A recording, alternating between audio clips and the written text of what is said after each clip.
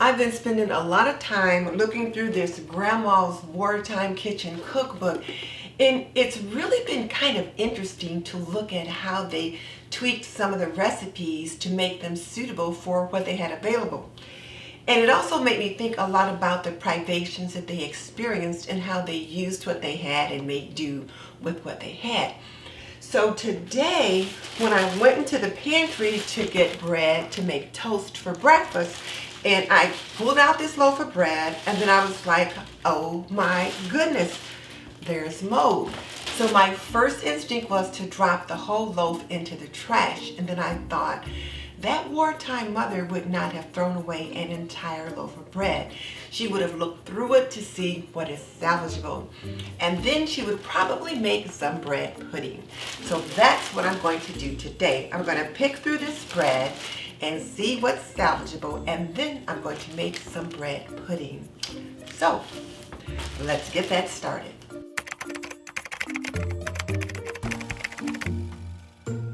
This video is brought to you by Aprondiva. Pretty and practical, we believe that an apron can be a homemaker's best accessory. Visit us at www.aprondiva.com. And I thought I would put on my apron today that says thankful, because what it is reminding me is that we need to be thankful all year long. And you know, bread pudding was always one of those treats that I enjoyed when I was a child. My mom used to make it for us with leftover bread. And I will admit, when we were kids, if there was mold on a piece of bread, we just took the mold off and then used what was left of the bread. Now, one of the things about these little specialty breads that I get sometime is they don't have preservatives in them. So since they don't have preservatives in them, they don't last as long as the other bread does. Yeah, most of this loaf is actually in pretty good shape. So let me finish looking through it, getting it cut up, or getting it torn up, and then I'll come back. Gonna give this a quick wash.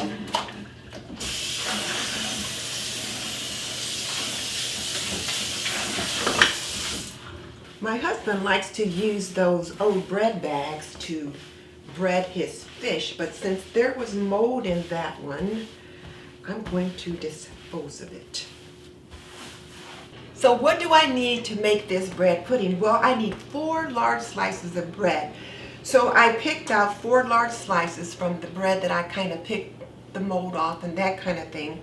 The bread that I was keeping, I put in the freezer in a bag so that I don't waste it and I can make more bread pudding later. I also needed 2 ounces of butter, so I've got the butter here, and I'm going to need to put it in the microwave so that I can soften it just a little bit. 3 ounces of raisins, and you know, I'm not used to looking at measuring food like that. This is a UK recipe, so they measure things a little differently. But it called for 3 ounces of raisins, so I put the raisins on my postal scale to see how much was 3 ounces.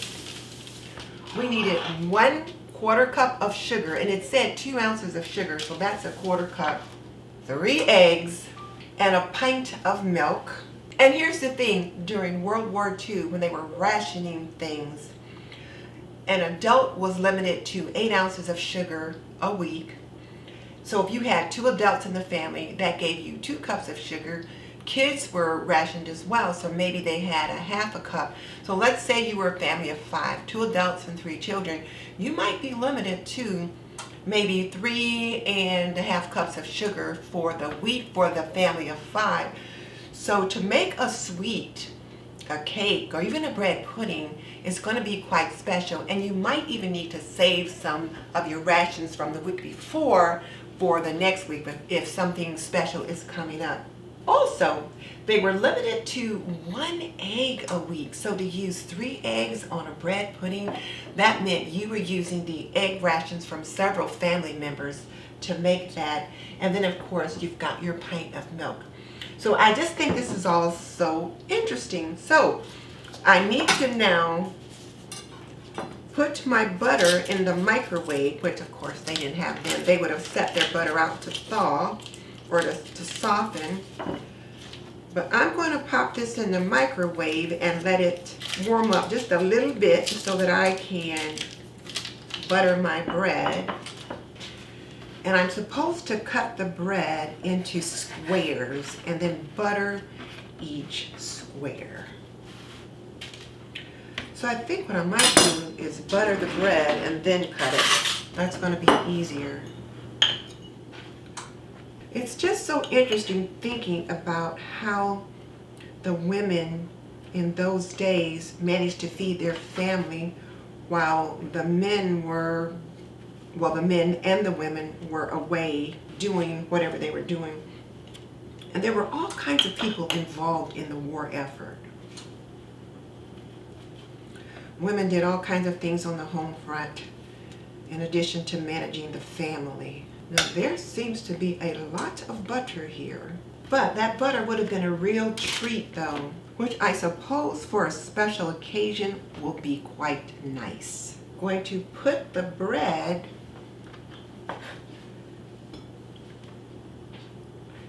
in the pie dish, and this is just a deep dish pie dish, nothing special.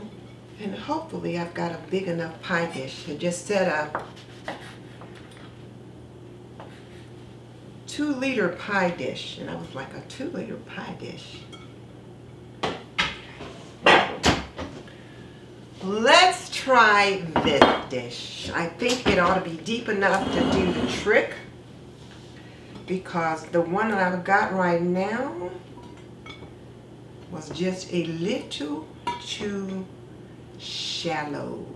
So now I'm going to sprinkle my 3 ounces of raisins, which the recipe called for sultanas, but I learned were actually large green seedless raisins, and what I have is the golden. So, and the raisins would add such a nice little treat, a nice little sweet to this. So here's the bread, buttered bread with the raisins on top. So now that I've got this part done, I'm going to have to work on the milk and egg mixture. So let me just set this aside and I'll get started on that piece. So now I'm going to beat the 3 eggs with the sugar. So I am going to put my beaters into the mixer first before I plug it in. That's just a safety feature, because you don't want to be putting those beaters in and then that mixer accidentally come on. So put them in first and then plug it in. And I'm using my grandmother's mixing bowls. So these are vintage bowls, and this is also her mixer. So it's a vintage mixer as well.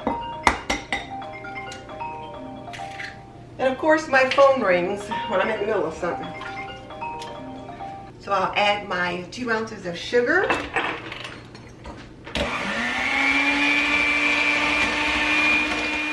Now I'm going to warm my milk, and I'm going to warm it with a pot on the stove. I was going to put it in the microwave, and I thought, no, they didn't have a microwave in 1941, so.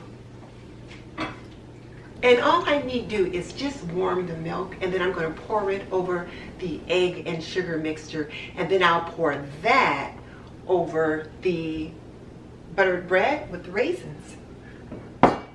And on top of that, I'll sprinkle just a little bit of nutmeg, maybe cinnamon. I like cinnamon, so we'll see about that too. So I'm going to go ahead and put this on the other side so it's ready when I'm ready. I'm going to keep an eye on this milk because I just want to warm it. I'm not trying to heat it up a lot. And then when I do pour it over my bread mixture, I'm going to let it sit for 30 minutes until the bread is like swollen and all the milk has been absorbed into the bread and the butter. And I tell you, it's got to be good. I mean, what's better than bread and butter when you add the sugar and the nutmeg? Go figure.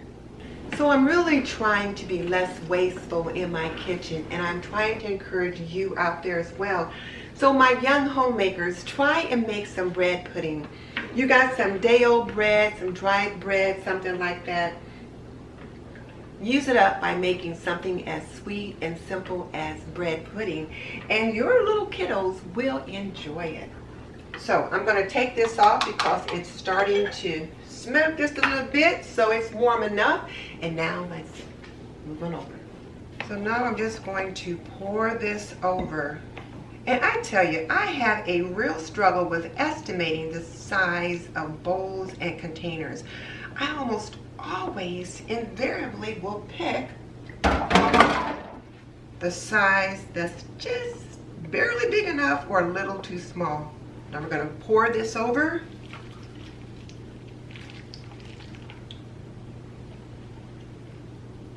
Oh yeah, that pie dish would have been way too small. Now I'm just going to press this down just a little bit to make sure that all of the bread has some of the milk solution on it. Now I'm going to let this sit for about 30 minutes until the bread is all really swollen. So it's probably going to double in size, which is why I felt like my other dish wasn't large enough. So I'm going to set this behind me and then I'll just clean up the things that I've gotten out. I am just loving these little Swedish dish towels. Look at this one. The kitchen is the heart of the home, and I agree with that. I've got another floor mat right in front of the refrigerator that says the same thing, the kitchen is the heart of the home, and I believe that. Oh, now, just another safety tip.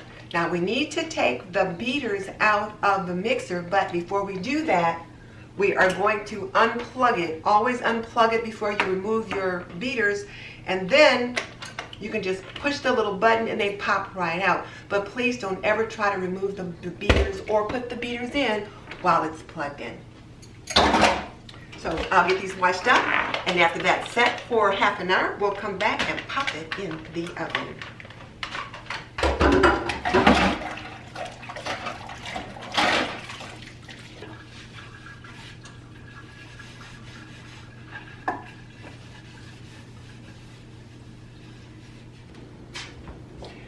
Well, it's been 30 minutes, so now I'm going to get my bread pudding mixture, my bread and butter pudding mixture, and bring it over.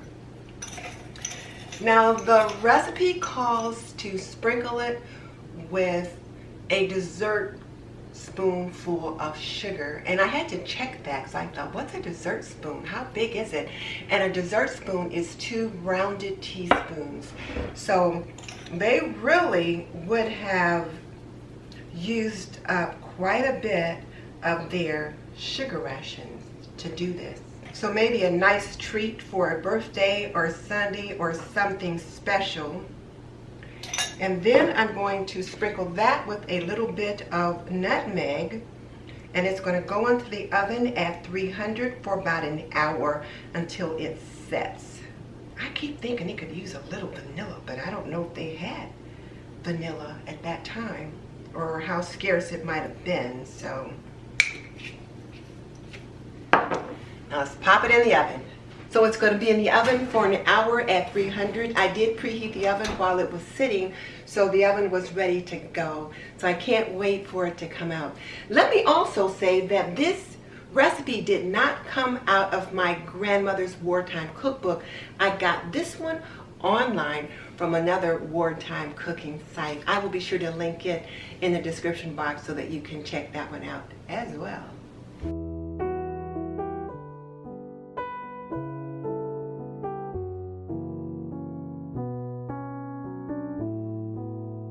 So I got this out of the oven and it looks amazing.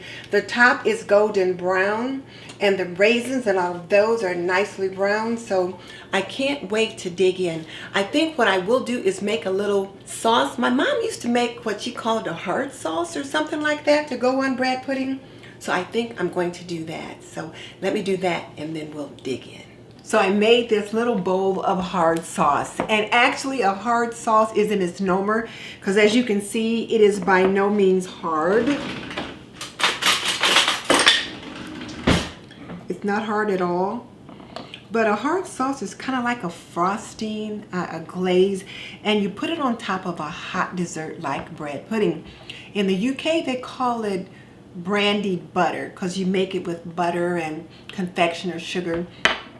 And confectioner's sugar was also rationed, but not as much as regular sugar. And I didn't use brandy because I wanted to be kid friendly as well. So now let's put it on our warm bread pudding.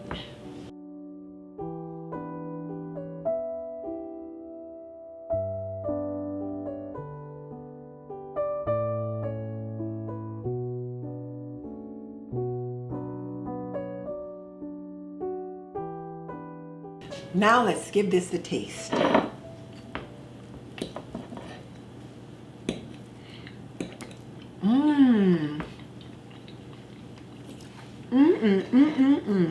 It reminds me of how my mom used to make it. Oh my goodness, it's delicious. The hard sauce does add another layer of sweetness to us. It is delicious, but even without the hard sauce, when you take a look, I mean, the bread pudding is nice and moist. You've got this flavor of nutmeg and butter, and it's just delicious. And it's a lovely way to use up stale bread. I've unplugged my mixer as I suggested, but when we were kids and our mom would bake, we would get to lick the beater or the bowl or the spoon. I don't think today's kids get that treat as much, but it was always cool to be able to lick the beater. I am not going to lick all of this, but I could. It's delicious. To see more vintage recipes, click here. In the meantime, this is Denise Jordan saying you are not done yet. Click on the link in the comment section below and check out more of my homemaking stories, and I will see you next time. And don't forget to visit us at www.aprondiva.com.